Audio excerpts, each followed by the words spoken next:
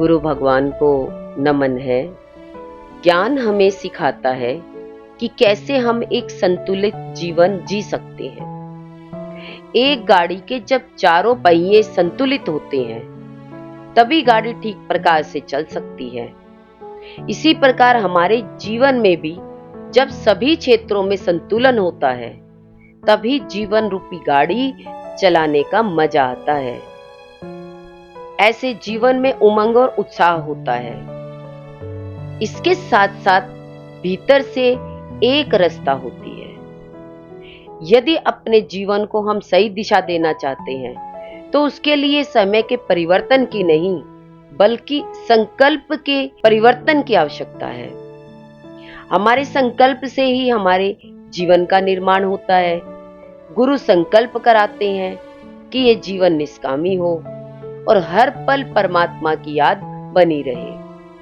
देखिए, एक बार परीक्षा पत्र में लिखा हुआ था कि 6 में से किन्हीं 5 सवालों के जवाब दो। उन सवालों में से पहले प्रश्न के 5 भाग थे। एक बच्चा उन्हीं 5 भागों को करने में लगा रहा, बाकी के 4 सवाल करे ही नहीं। क्या वह बच्चा पास हो जाएगा?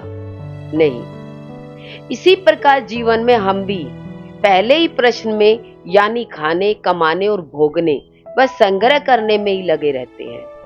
बाकी प्रश्नों की तरफ देखते ही नहीं हैं। अब गुरु कहते हैं कि 5 प्रश्न करो। जीवन के 5 क्षेत्र होते हैं। ज्ञान की सहायता से हम इनमें संतुलन करके आगे बढ़ सकते हैं। पहला है आध्यात्मिक क्षेत्र, दूसरा है पारिवारिक क्षेत्र, तीसरा है कार्य क्षेत्र, चौथा है व्यक्तिगत क्षेत्र, 5वां है सामाजिक क्षेत्र। देखिए, आध्यात्मिक क्षेत्र में क्या होता है। जब हम गुरु के पास आते हैं तो गुरु हमें सबसे पहली बात बताते हैं कि तुम आत्मा हो या शरीर नहीं हो। श्रीमद् भगवत गीता में भगवान श्री कृष्ण ने अर्जुन को पहले आत्मा का ज्ञान दिया, बाद में युद्ध की ये दूसरी बातें बताई। पहले कहा तू आत्मा है, सर्वत्र आत्म तत्व ही है। गुरु भी हमें हर पल शरीर, मन, बुद्धि से अलगाव कराते हैं और कहते हैं जानो तुम कौन हो। एक ही निराकार साकार हुआ है। जब सर्वत्र भगवान ही है तो सब कुछ भगवान ही बने हैं। तो फिर हम कौन हैं? हम भी वही निराकार हैं। जो आत्मा में रहता है वो आध्यात्मिक शक्ति से भरपूर रहता है। कर्ण को जब कहा जाता था कि तुम सूर्य पुत्र हो तो उसके अंदर शक्ति आ जाती थी, पर जब उससे कहा जाता था कि तुम सूत पुत्र हो तो वह शक्तिहीन हो जाता था। इस प्रकार सद्गुरु हमसे कहते हैं कि तुम भगवान के बच्चे हो। जैसे कुत्ते का बच्चा कुत्ता व मनुष्य का बच्चा मनुष्य, इसी प्रकार भगवान का बच्चा भगवान ही होता है। हमारा जन्म गुरु भगवान के मुख से हुआ है। उन्होंने हमें आत्मा करके देखा, आत्मा का ज्ञान दिया और आत्मा में टिकाया। यही गुरु का प्रेम है। गुरु की कृपा से ही हम स्वयं को जान पाते हैं। तब हमें अनुभव होता है कि जीवन परमात्मा की तरफ से मिला हुआ अनुपम उपहार है। भगवान ने संसार रूपी पार्टी हमारे लिए ही लगाई है, पर बिना ज्ञान के अच्छी भली पार्टी के शुक्राने करने के बजाय शिकायतें ही करते रहते हैं और जीवन के अनमोल पलों को तनाव, आक्षेप, शिकायतों में बिता देते हैं। ज्ञान से पता चलता है कि ये संसार साफ आरसी शीशे की तरह है। जैसे हम होते हैं, हमारे भाव होते हैं, वैसे ही हमें लौट कर मिलता है। देखिए, एक राजकुमार शीशे में देखता है तो अपना आप देखकर खुश होता है, पर कोई कुत्ता शीशे में देखेगा तो भौंकेगा, क्योंकि वहां वह दूसरा करके देख रहा है। इसी तरह जब हम अपना आप करके या भगवान करके देखते हैं तो प्रेम में रहते हैं, पर जब मन में द्वैत आ जाता है, दूसरा देखते हैं, तो कर्म स्वभाव में पड़कर भोंकने यानी शिकायतें करने लगते हैं। इसलिए सबसे पहले जरूरी है स्वयं का ज्ञान यानी आत्मज्ञान। बार बार अपने से पूछे कि आखिर मैं कौन हूं, मेरा लक्ष्य क्या है। यदि हमें खिचड़ी भी बनानी है तो उसके लिए पहले हमें खिचड़ी बनाने का ज्ञान होना जरूरी है। खिचड़ी के लिए कौन सी दाल जरूरी है? दाल तो लेनी थी मूंग की, हमने ले ली उड़द की, तो मुश्किल हो जाएगी। उसके बाद कितना पानी, कितनी दाल, कितने चावल, कितनी देर गैस पर रखना आदि सब पता होना जरूरी है, तभी खिचड़ी ठीक से तैयार हो पाएगी।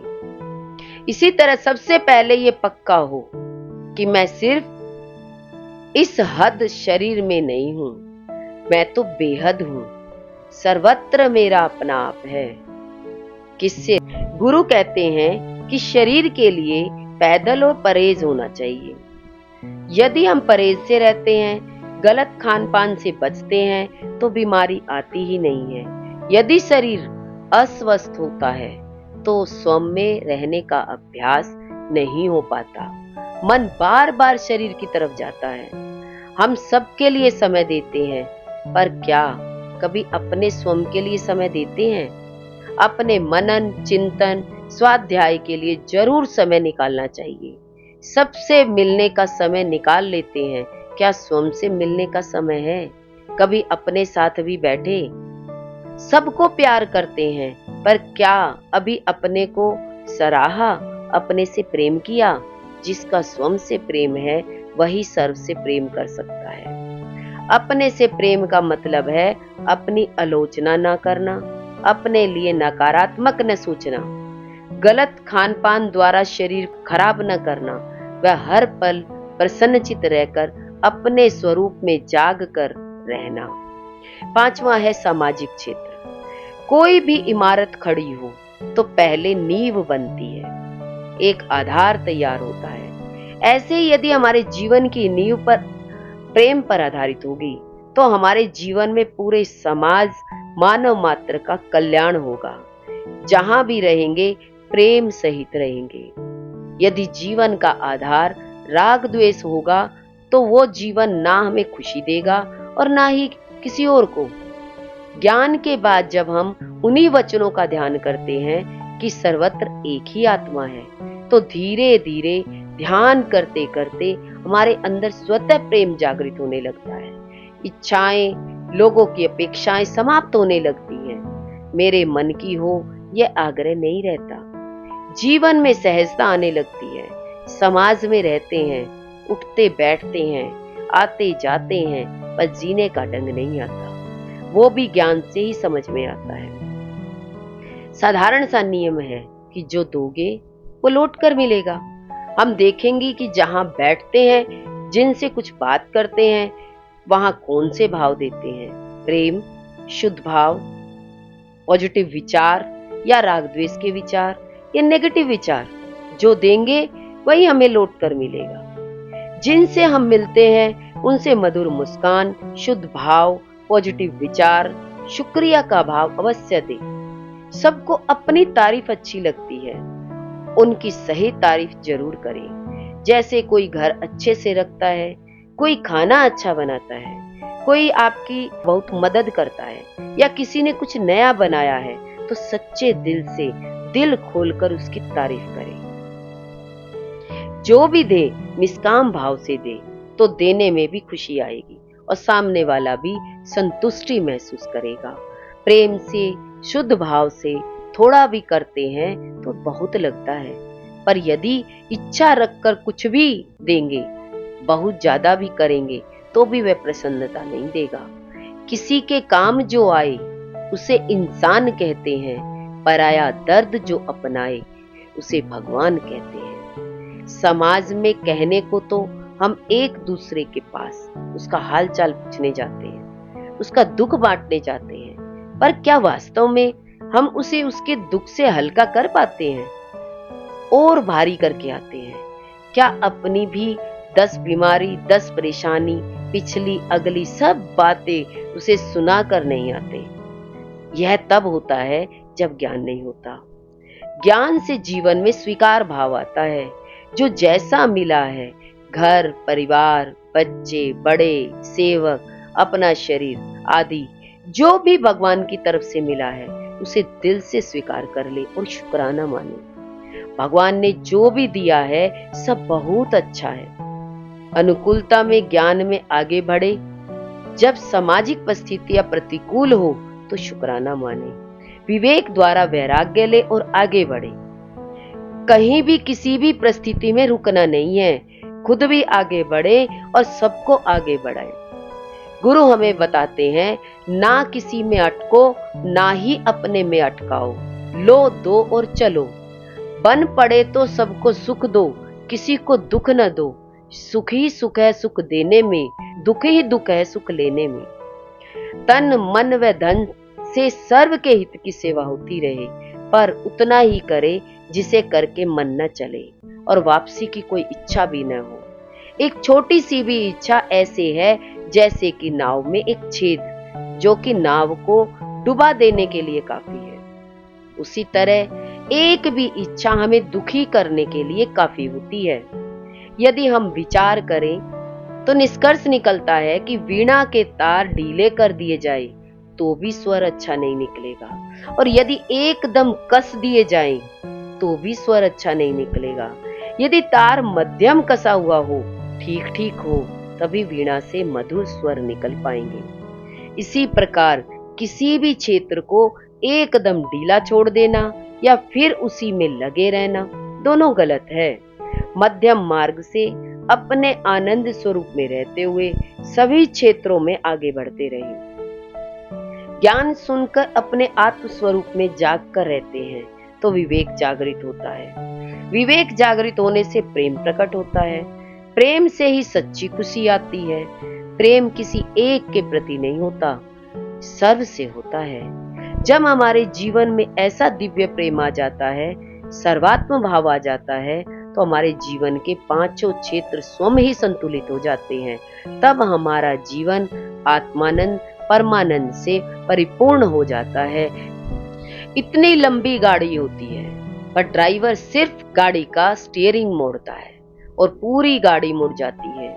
इसी तरह हम अपने को पूरी तरह नहीं बदल सकते, पर यदि हम अपने मन के भावों को मोड़ दें तो पूरा जीवन सार्थक हो सकता है।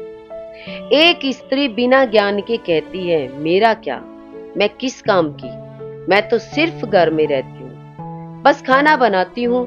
गुरु कहते हैं, तुम केवल खाना नहीं बनाती, तुम सबके मन बनाती हो, क्योंकि जैसा खाए अन्न वैसा बने मन। हलवा यदि घर के लिए बनाते हैं तो हलवा है, पर यदि वही हलवा भगवान को अर्पण करने के लिए बनाते हैं तो भगवत प्रेम के कारण वह प्रसाद बन जाता है। यदि यह भाव हमारा हर समय रहे तो घर ही मंदिर गुरुद्वारा हो जाएगा और उसमें रहने वाले सब भगवान। फिर जो कार्य होगा वो भगवान के लिए होगा। देखिए, एक कुम्हार था, वह मिट्टी के चिलम बनाता था। सर्दियों में बेचता था तो खूब बिक्री होती, पर गर्मियों में उसका काम फीका पड़ जाता था। कुम्हार के बेटे की शादी हुई, नई बहू आई।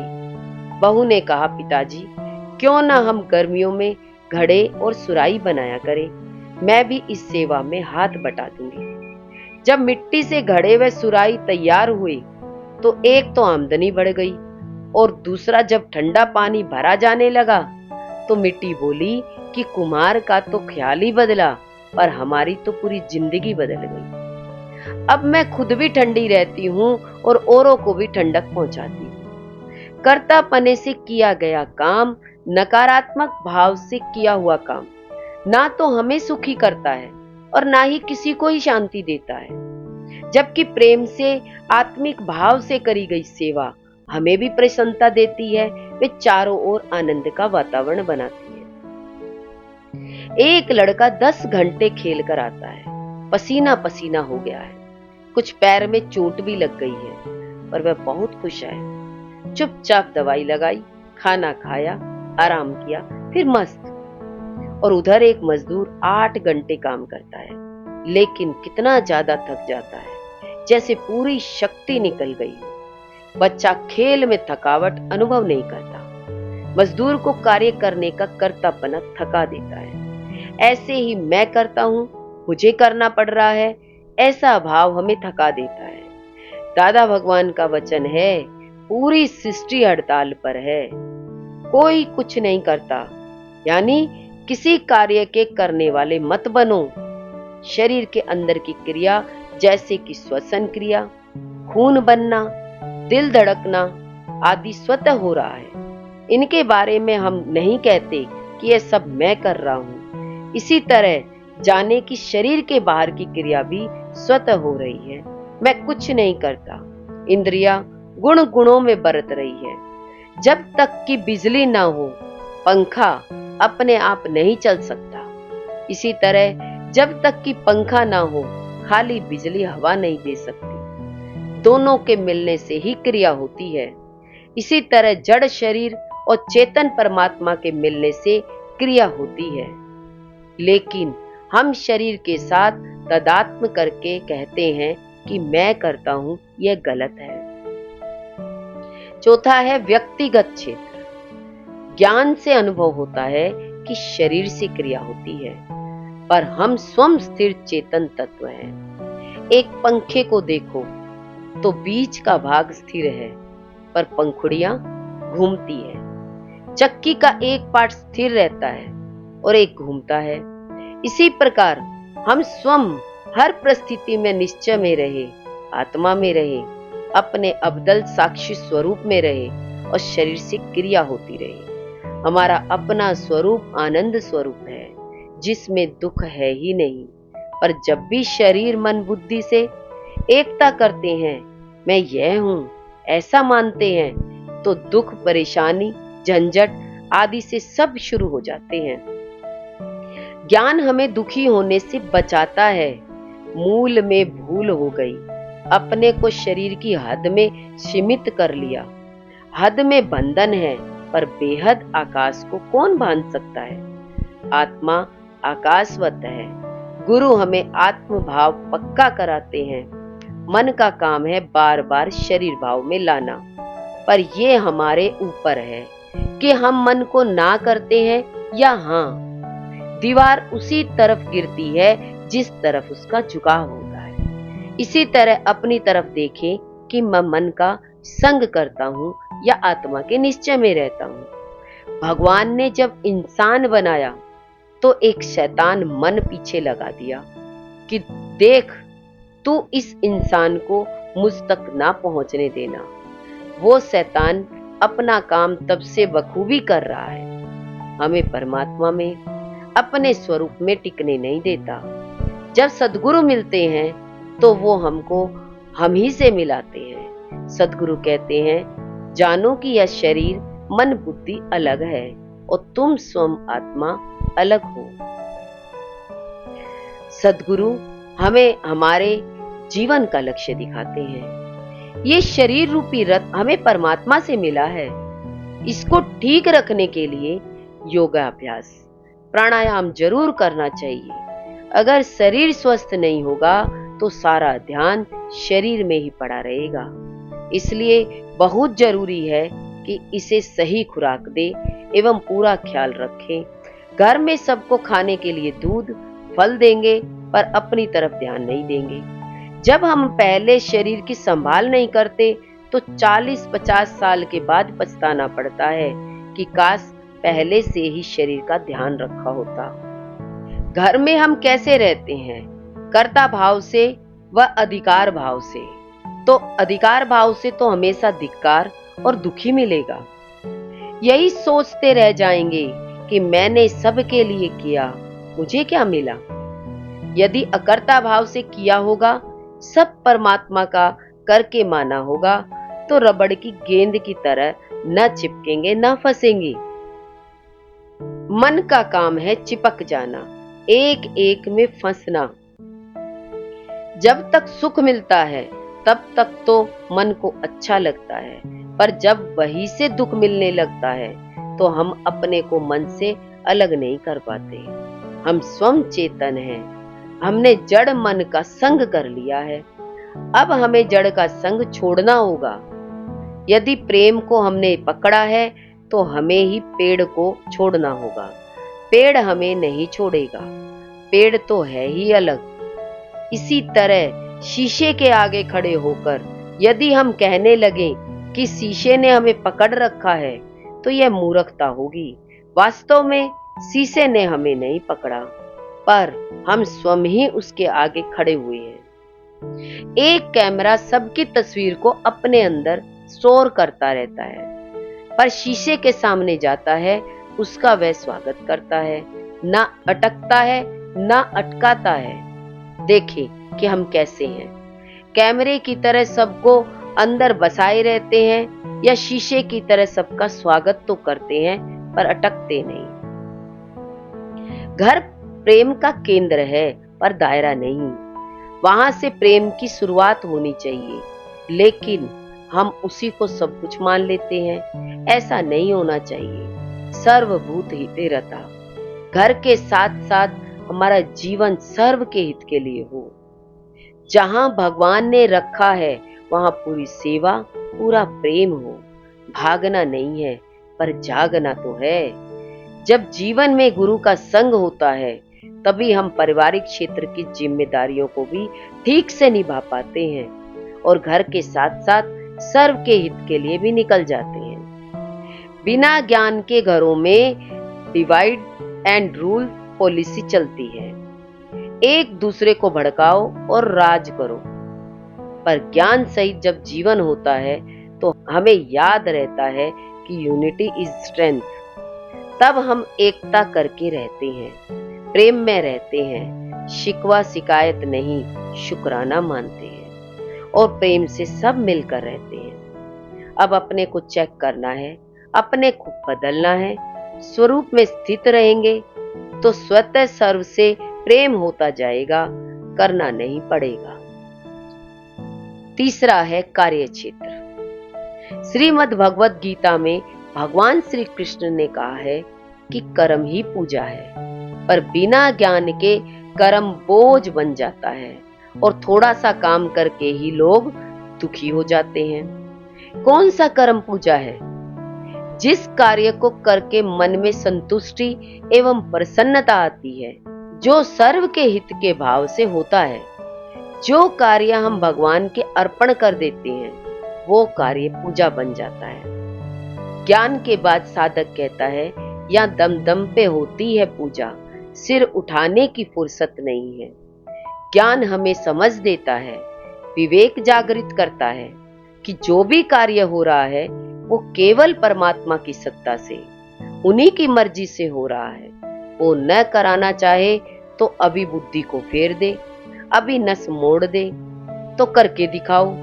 ज्ञान होने पर कार्य तो सब होते हैं, पहले से बहुत बढ़िया होते हैं, लेकिन कर्तापना घटता जाता है तो फिर दुख और अहंकार भी घटते जाते हैं। एक बार एक व्यक्ति 10वीं मंजिल से कूदकर आत्महत्या करने जा रहा था। तभी एक व्यक्ति ने उसे रोककर पूछा, तुम कारण तो बताओ कि आखिर ऐसा क्यों कर रहे हो? वह बोला, मैंने आज दिन तक अपने घर वालों के लिए, रिश्तेदारों के लिए, ऑफिस में सबके लिए इतना कुछ किया, पर आज तक किसी ने मुझे धन्यवाद तक नहीं दिया। इसलिए मैं आत्महत्या कर रहा हूँ। गुरु हमें समझ देते हैं कि तुम किसके लिए काम कर रहे हो, दूसरे के लिए नहीं बल्कि अपने मन की खुशी के लिए। तो उतना करो जितना करके तुम्हारा मन न चले और बदले की कोई इच्छा ना हो। एक दुकानदार सुबह 6 बजे से रात के 10 बजे तक दुकान खोलता है। उसका सारा दिन उसी में बीत जाता है। वह किसी और तरफ ध्यान ही नहीं दे पाता। वह सारी शक्ति केवल पैसा कमाने में लगाता है। ऐसे जीवन में कोई उमंग व उत्साह नहीं होता, क्योंकि बिना ज्ञान के इंसान यही सोचता है कि बच्चों के लिए कमाना पड़ता है। वह दूसरों को दोष देता है और चिड़चिड़ाता रहता है। एक बार 3 भाई थे। तीनों का कपड़ों का काम था, अपनी दुकान थी। एक से पूछा, क्या कर रहे हो? वह बोला, क्या करूं, पत्नी व बच्चों के लिए करना पड़ता है। इतने खर्चे हैं कि दिन रात काम नहीं करूं तो गुजारा नहीं चलेगा। दूसरे से पूछा तो उसने कहा क्या बताएं, बस जिंदगी बीत रही है। बाप दादा भी यही काम करते थे, इसलिए करता हूँ। तीसरे से पूछा तो वह बोला भगवान के काम पर बैठता हूँ, ग्राहक के रूप में भगवान आते हैं, अपनी तरफ से जो सेवा बन पड़ती है करता हूँ, बहुत खुशी मिलती है। अब देखिए कि तीनों का काम एक है, पर नजरिया कितना अलग अलग है। सदना कसाई का तो कितना छोटा काम था, बकरा काटना, पर वो कहते थे कि बकरा भी भगवान और जिससे काट रहे हैं वो भी भगवान। उनका कर्म केवल भगवान के लिए था, इसलिए वह पूजा बन गया। एक माता पिता की संतान जब आपस में प्रेम से रहते हैं, शुक्राना मानते हैं, तो माता पिता को कितना अच्छा लगता है। इसी तरह जब हम सब परम पिता परमात्मा से उत्पन्न हैं, तो क्यों नहीं प्रेम से रह पाते? कारण है अज्ञान। बार बार मनन करने से पक्का होता है कि सब परमात्मा का ही रूप है और उनके हुक्म में राजी रहना ही परमात्मा से सच्चा प्रेम है। No blame, no complain. जिसका परमात्मा से प्रेम है उसका सर्व से प्रेम है। जो गुरु को, परमात्मा को, अपने को एवं सर्व को एक देखता है वह प्रेम में हो जाता है। संसार एक रॉकिंग चेयर की तरह है, कभी सुख तो कभी दुख। हर हालत परिस्थिति में प्रसन्न रहना, सम रहना ही ज्ञान है। गुरु के संग से अवेयरनेस आती है। गुरु इसी पल में जीने का अभ्यास कराते हैं। मन से मिलना ही अज्ञान है। जब हम मन से मिलते हैं तो कोई भी जोन ठीक से डेवलप नहीं हो पाती। हमारा सारा समय मन ही ले जाता है। यदि हम समझ जाए कि मन अलग है और मैं स्वयं अलग, तो हम अपने सारे जोन को डेवलप कर सकते हैं। इसके लिए बहुत जरूरी है स्वयं का ज्ञान यानी आत्मज्ञान। पूरा जागकर यानी अवेयरनेस में रहने से पांचों विकारों पर नियंत्रण होने लगता है। व्यर्थ की कामना खत्म हो जाती है। बाहर मुखी न रह करके हम अंतर्मुखी हो जाते हैं। इच्छा ही दुख का मूल कारण है। रजोगुण से उत्पन्न ये काम ही क्रोध है। अर्थात जब हम अधिक रजोगुणी हो जाते हैं तब तरह तरह की इच्छाएं हमारे मन पर हावी हो जाती है, जिनके पूरे न होने पर हमें बहुत क्रोध आने लगता है। व्यक्ति क्रोध उसी पर करता है जिस पर उसका बस चलता है। बॉस अपना गुस्सा अपने नीचे काम करने वाले सबॉर्डिनेट पर उतारता है। वह व्यक्ति जब घर जाता है तो उसका गुस्सा अपनी पत्नी पर उतरता है। पत्नी अपना गुस्सा बच्चों पर और बच्चे अपना गुस्सा खिलौनों को तोड़कर निकालते हैं। समझ में आता है कि कैसे क्रोध अग्नि की तरह खुद को भी जलाता है और जो जो उसके संपर्क में आता है उन सबको भी जलाता है। यदि कोई भी व्यक्ति हर पल जाग कर रहता है, अवेयरनेस में रहता है, तो वह क्रोध की श्रृंखला को वहीं तोड़कर प्रेम से जोड़ देता है, क्योंकि वह जानता है कि क्रोध का मूल कारण अज्ञान है। हम किसी को बदल नहीं सकते, बदलने की कोशिश भी बेकार है, केवल स्वयं को बदलना है। दुनिया न बदले, बदल जाए हम, तभी मिलेगा हमें परमानंद। दूसरा है पारिवारिक क्षेत्र। समुद्र में उतर तो गए पर तैरना नहीं आता। परिवार बना तो लिया पर रहना नहीं आता। बिना ज्ञान के घर में रहते तो हैं, पर जिन्हें हम अपना कहते हैं उनसे अज्ञानता के कारण तो अत्यधिक राग कर लेते हैं या अत्यधिक द्वेष कर लेते हैं। अक्सर माता पिता अपने बच्चों से कहते हैं कि घर में मत घुसना, अपना मुंह भी मत दिखाना। ऐसा क्यों बोलते हैं? सभी को, चाहे वह छोटा हो, बड़ा हो या बूढ़ा हो, यही बीमारी लगी है कि मेरे मन की हो। वास्तव में ये आग्रह ही पारिवारिक कलह का कारण है। आई एम राइट, मैं सही हूं, और सामने वाला गलत है। लोग झुकना नहीं जानते, अकड़े रहते हैं, इसलिए टूट जाते हैं। कहते हैं ताली दो हाथ से बजती है। यदि एक हाथ तेजी से आए और दूसरा झुक जाए तो ताली नहीं बजेगी। इसी तरह सामने वाला कितना भी क्रोधी हो, यदि हम झुक जाते हैं तो कलह नहीं होती। गुरु कहते हैं बहुत जरूरी है कि हम हर पल जागकर स्वयं में रहें। जब जागे हुए हैं, शरीर व मन से नहीं मिलते, तो स्वतः ही शुद्ध भाव और प्रेम रहता है। नाम रूप का नाश है, ब्रह्म का प्रकाश है। जब नाम रूप देखते हैं तो स्वभाव संस्कार में फंस जाते हैं और फिर ये मन आगे पीछे की हजारों बातें ले आता है। यदि हम प्रेम में हैं तो झट माफ कर देंगे। उदाहरण से समझते हैं, अपने से कोई भी गलती हो जाए, जैसे कि सॉस की नई बोतल टूट जाए, दूध फैल जाए या कोई चीज जो बहुत कीमती हो वह टूट जाए, तो क्या कहते हैं? अरे हो गया बस। क्या बार बार सबको बताते हैं? क्या अपने को थप्पड़ मारते हैं? नहीं, पर ऐसा काम किसी सेवक से या किसी और से होता है तो 10 लोगों को सुनाएंगे, बच्चे को थप्पड़ भी मार देंगे, सेवक है तो खरी खोटी भी सुना देंगे। क्या वहां हम माफ कर पाते हैं? यदि प्रेम में है तो वहां भी माफ कर पाएंगे। जब परमात्मा सब तोड़ देता है, सब छुड़ा देता है, फिर भी तो सहन करना है।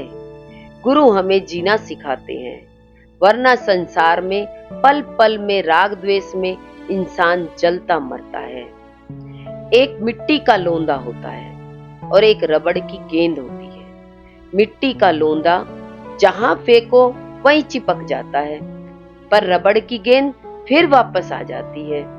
इसी तरह क्या हम मिट्टी के लोंदे हैं कि हर जगह फंस जाएं, या रबड़ की गेंद की तरह निर्लेप न्यारे रहते हैं? गुरु भगवान के अनंत अनंत शुक्राने हैं।